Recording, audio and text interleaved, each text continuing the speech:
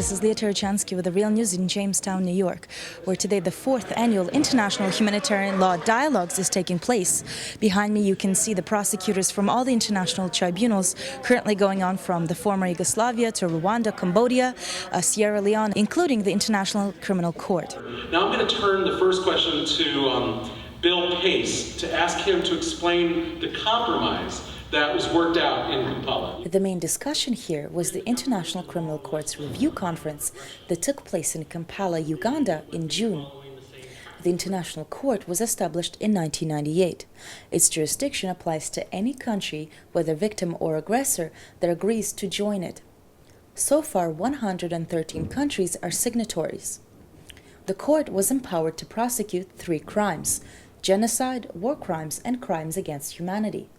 Along with these 3, the crime of aggression was listed as the 4th, but was not defined.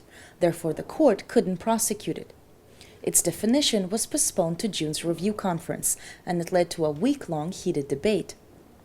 If adopted, it would essentially make all aggressive acts of war illegal, that is, wars not fought in self-defense.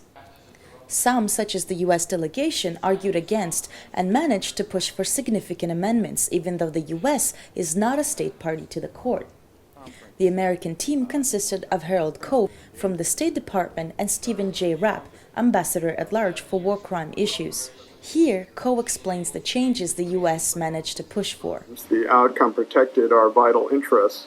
The court cannot exercise jurisdiction over the crime of aggression without a further decision to take place sometime after January 1st, 2017. The prosecutor cannot charge nationals of non-state parties, including U.S. nationals, with the crime of aggression. No U.S. national can be prosecuted for aggression so long as the U.S. remains a non-state party. And if we were to become a state party, we'd still have the option to opt out from having our nationals prosecuted for aggression. So we ensured total protection for our armed forces and other U.S. nationals going forward. Benjamin Ferenc was a World War II soldier and worked as a prosecutor in the Nuremberg trials that led to the hanging of much of the Nazi leadership.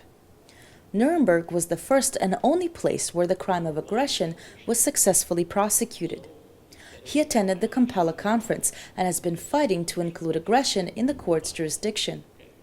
We argued for hundreds of hours whether it should be a flagrant violation of the Charter or a manifest violation of the Charter. But they said, okay, a manifest violation, that will buy. So we now have a consensus definition of aggression. Of course, in that consensus, it says that if the Security Council decides it's not aggression, then it's not aggression. And if they decide that something else is aggression, which isn't listed, so it is aggression. It says very clearly, if you don't want to be bound, you're not bound.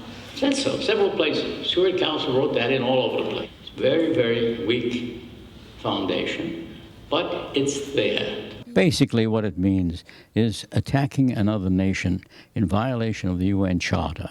The UN Charter prohibits the use of armed force except in self-defense or with approval of the Security Council in order to maintain peace. That's a basic definition. The amended version was the addition of one word. 113 countries are signatories to the International Criminal Court. One of its main criticisms, however, is that the biggest military powers, such as China, Russia, and the United States, are not, and therefore are not within the court's jurisdiction. However, if the victims of their aggression are, they can still be held accountable.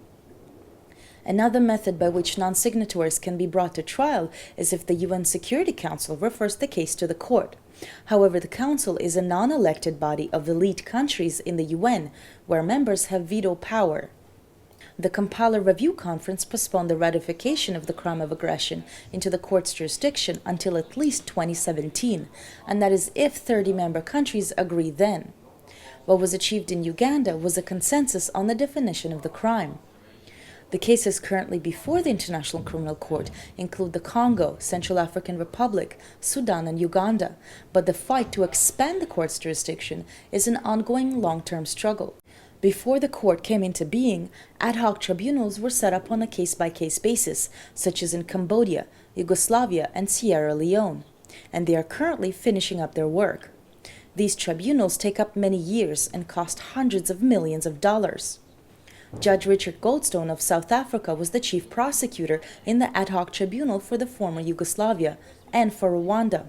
He doesn't support the inclusion of the crime of aggression into the court's jurisdiction, because in his opinion, instead of criminalizing war, it would overburden the court. Well, I was very relieved in a way when I got to The Hague in 1994 that aggression wasn't on our plate. You know, in the case of the Second World War, the Nazi leaders were so clearly the aggressors, there was no argument. But that's unusual. If you take the Balkans, if you take Rwanda, there have been cycles of violence in those regions. It would be a mistake to burden the prosecutors, save in clear cases, with aggression. I mean, we're looking at the protection of civilians, non-combatants. That's what war crimes are all about. And there's an important distinction between the laws that apply to how wars are fought on the one hand, and whether it's lawful or unlawful to go to war in the first place. None of the big powers was prepared to subject their current entitlement to commit the crime of aggression to the judgment of an international criminal court. Every big nation that uses armed force says it's doing it for humanitarian reasons or for self-defense. The rest of the world says it's aggression or it's terrible, and there's no court to decide it. No nation will indict itself. Therefore, and particularly in the case of aggression, you need to have an international tribunal to decide it, of independent judges. We set up that tribunal and then didn't give it the power to act. Well, it will suffer the consequences. Young people like you will die. I can't help you.